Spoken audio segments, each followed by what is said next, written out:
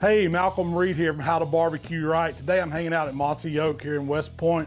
I'm cooking some wild boar ribs we got from Mossy Oak Gamekeeper Butchery. Excited to cook these, it's gonna be fantastic. We've got 4 racks of these wild boar ribs today. These are actually the spare rib off a wild boar. First thing we're gonna do to them is get a little bit of salt, pepper, garlic. We wanna get it on all sides of these slabs of ribs. Start with the bone side first. We're just gonna give them a light coating. The salt, pepper, garlic's gonna wake up the flavor. We're gonna give it a few minutes to work into the meat. You don't have to go real heavy with it. It's kind of like a dry marinade. It's gonna need about 15 to 30 minutes to sit here on the board to sweat. You wanna make sure you get both sides covered with them. So I'm gonna cook these wild boar ribs on a Royal Oak drum smoker today. You wanna open up the vents 100% so we can build a bed of coals. As soon as they get ashed over a little bit, we're gonna check those vents back. We're gonna put some apple wood chunks on there to give us some good smoke flavor. We're gonna run this drum about 275 degrees today. All right, after these ribs have set for about 15 minutes, you can kind of tell the moisture starting to pull out of them. That's exactly what I wanna see. It's kind of dry brining them, like I said. So we're gonna hit them with our barbecue rub now. And I've just got my Killer Hogs BBQ Rub. We're just going for that traditional barbecue flavor. Then we're gonna get them in some apple smoke.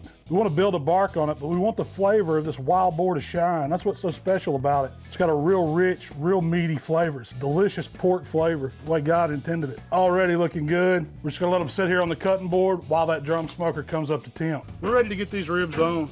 We're just gonna place them right on the grate and just kind of bunch them up just a little bit. Since these ribs are thin, they're only gonna smoke about an hour, then we're gonna wrap them and get them tender. So these wild boar ribs have been on about 1 hour. The color on them is looking right where I want it. We've got the bark set. They look good on both sides. This is where we want to wrap them and get them tender. All right, to wrap these ribs, it's super simple. I just tore off a piece of aluminum foil. We're gonna take some regular butter. We want about 3 little pats per slab of ribs. We need that extra fat in here. This wild boar's lean. Just got some sweet Thai chili sauce. I like the spiciness of the sweet Thai chili. It's gonna go great with that applewood smoke and those rubs. We're just gonna go meat side down on top of the butter. Put a little bit extra sweet Thai chili on top and then fold the ends up to the top so we can get back in them and check for doneness. They're going meat down, right back on the grate. Don't walk away too far as we don't want to overcook them.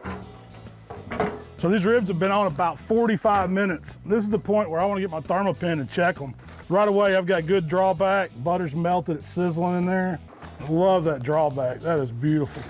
So to glaze, I've just taken some barbecue sauce. I've got my vinegar sauce, my regular BBQ sauce. We're just gonna baste the back side of these ribs. Then we're gonna flip them over and do the same thing to the meat side. That's the money side right there. The ribs have gotten tender.